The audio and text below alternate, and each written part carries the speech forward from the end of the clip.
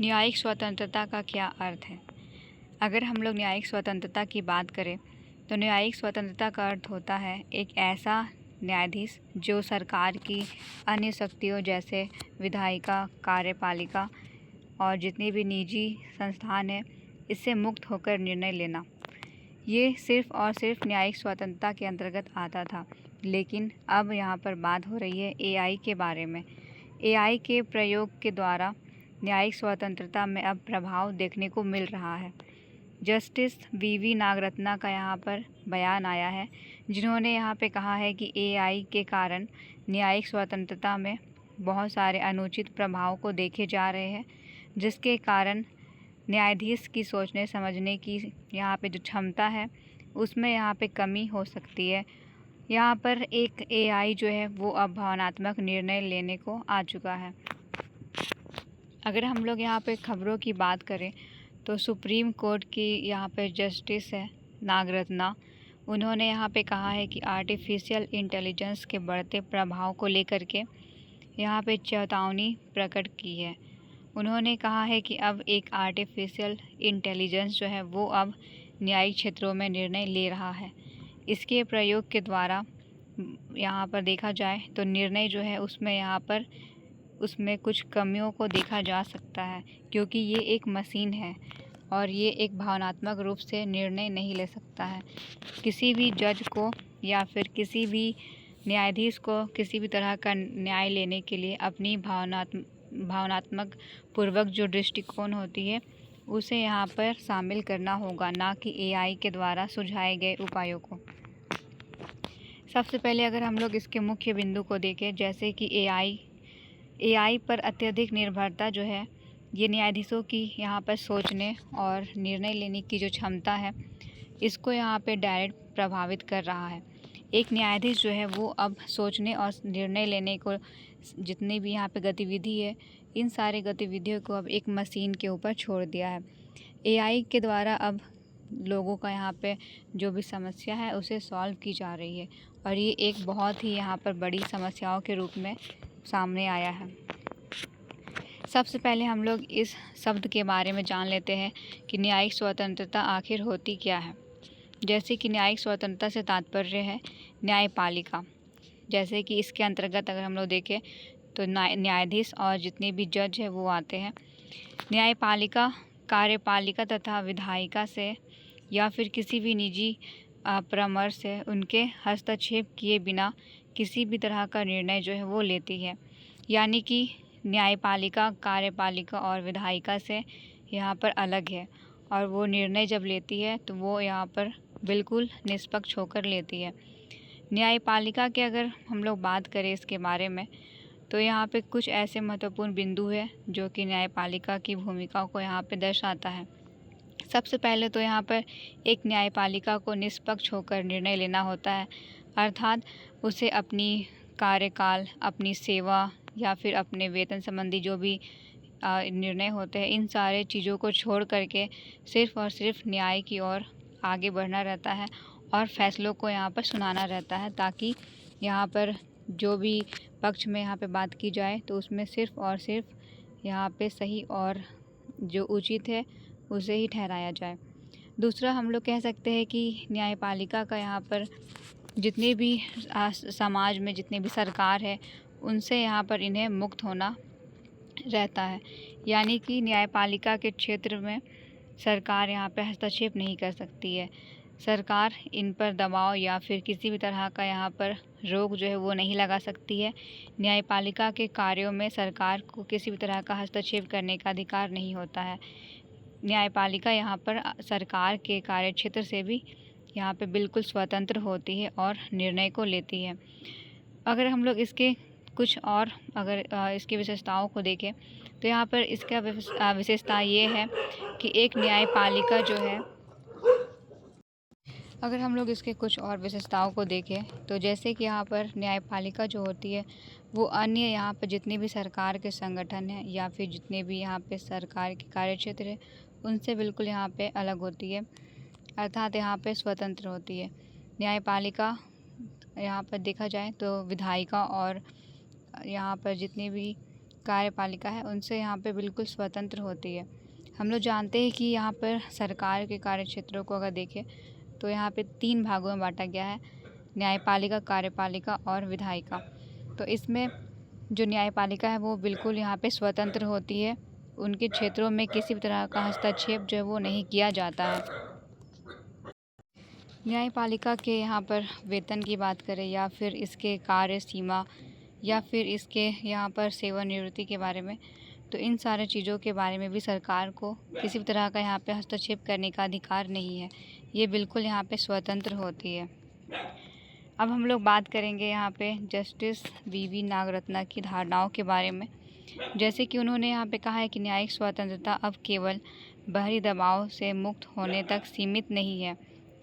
Algorithm यहाँ पर देखा जाए तो उसका प्रभाव जो है वो अब स्वतंत्रता के लिए यहाँ पे ठहराया जा रहा है। यहाँ पे ये बताया जा रहा है कि न्यायिक जो स्वतंत्रता है उसके लिए सिर्फ़ और सिर्फ एक AI के द्वारा यहाँ पे निर्णय लेना सही नहीं है।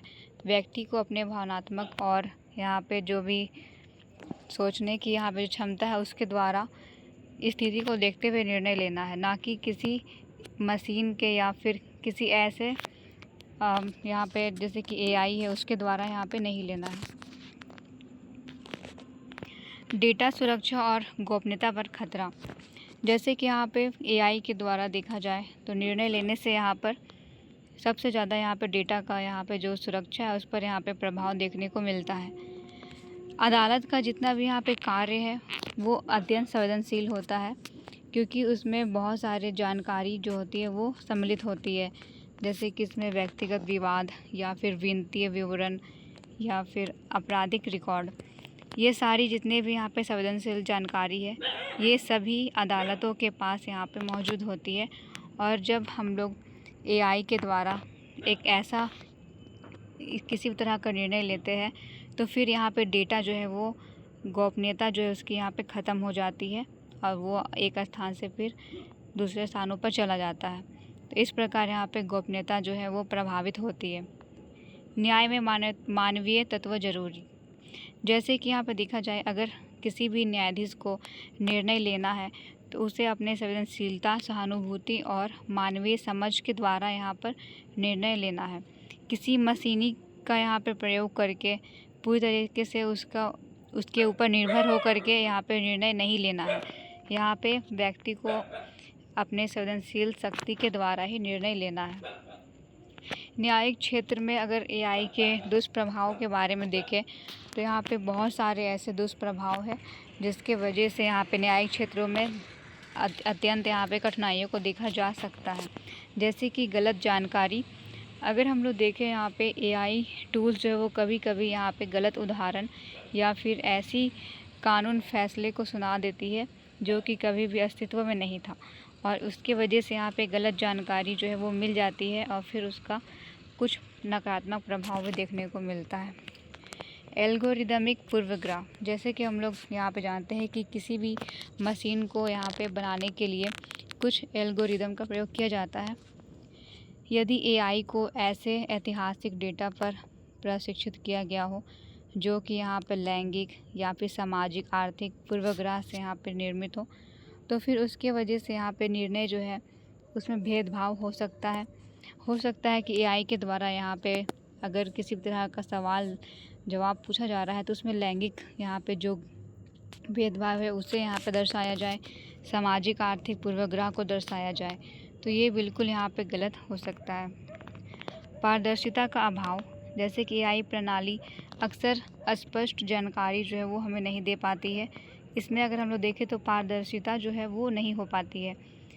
यहाँ पे अगर किसी तरह का निष्कर्ष निकाला जाता है AI के द्वारा, अगर वो निष्कर्ष जो है वो गलत होता है तो फिर यहाँ पे प्रॉब्लम भी आ सकती है कि ये किसके द्वारा हो रहा है।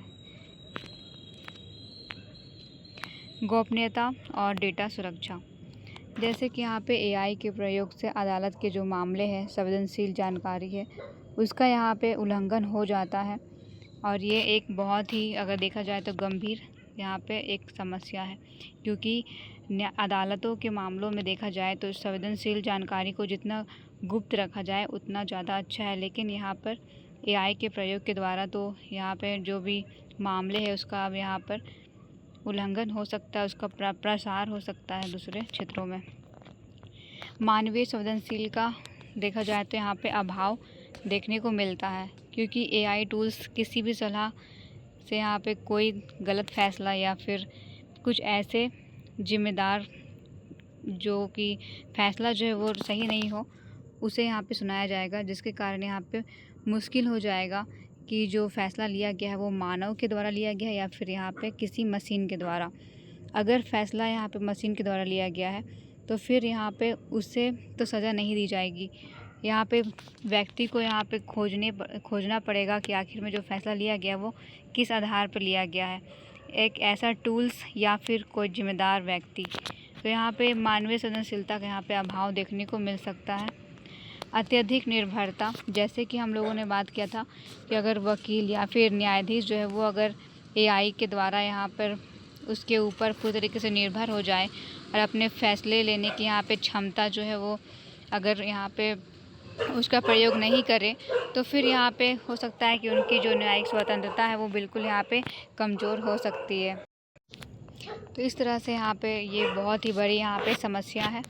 अगर हम लोग इसके कुछ और यहाँ पर देखा जाए बचने के उपाय के बारे में, तो यहाँ पे हमारे सामने इस न्यायिक स्वतंत्रता के एआई के जो दुष्प्रभाव है उससे बचने के उपाय भी हमें यहाँ पे दिए गए हैं। जैसे कि सबसे पहले है मानवीय निगरानी। एआई को निर्णय लेने के लिए उपयोग नहीं करना चाहिए और अंतिम निर्णय जो है वो यहाँ पे मानव न्यायाधीश को अपने मानवीय जो क्षमता है उसके आधार पर ही निर्णय लेना चाहिए। इस प्रकार से अगर हम लोग दूसरा इसका उदाहरण देखें तो जैसे कि यहाँ पे एआई साक्षरता और प्रशिक्षण। अगर हम लोग एआई का प्रयोग कर रहे हैं तो उसके बारे में हम लोगों को जानना होगा कि आखिर में वो कैसे काम करता है, किस तरीके से उसका प्रयोग किया जा सकता है। न्यायाधीशों को, वकीलों को और न्यायालय में जितने भी कर्मचारी है उससे एआई की कार्यप्रणाली को, सीमाओं को और जोखिम को समझना यहाँ पे चाहिए, ताकि अगर किसी तरह का यहाँ पे समस्या होता है तो उसका समाधान यहाँ पे निकाला जा सकता है। फिर है पारदर्शिता। अदालत में उपयोग की जाने वाली एआई प्रणाली के सुझाव के पीछे के काम को करने और समझने योग्य होना चाहिए, ताकि यहाँ पे सही तरीके से समझा जाए कि आखिर में जो सुझाव है वो सही है या नहीं। डेटा सुरक्षा, जैसे कि यहाँ पे देखा जाए तो सेवरल सेल कानूनी जानकारी को सुरक्षित रखने के लिए डेटा सुरक्षा उपाय के लिए यहाँ पे जाना जाता है। तो इस तरीके से यहाँ पे इसका प्रयोग भी किया जा सकता है।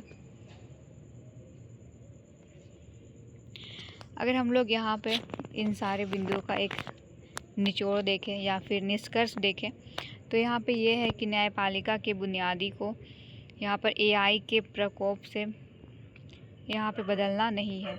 अर्थात यहाँ पे कहने का ये मतलब है कि न्यायपालिका के जो यहाँ पे बुनियादी ढांचा है उसे यहाँ पे एक एआई के द्वारा यहाँ पे बदलना नहीं है, बल्कि न्यायपालिका को अपनी तार्किक क्षमता को बनाए रखना है।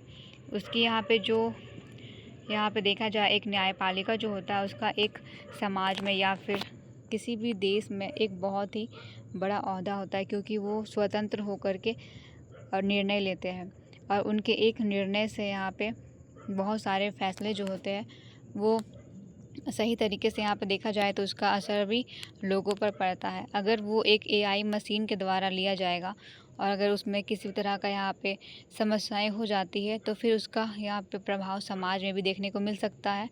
लोगों का यहाँ पे न्यायपालिका से भरोसा भी शायद उठने लगेगा, क्योंकि मशीन जो है वो यहाँ पे सही तरीके से फैसले को नहीं सुनाएगा।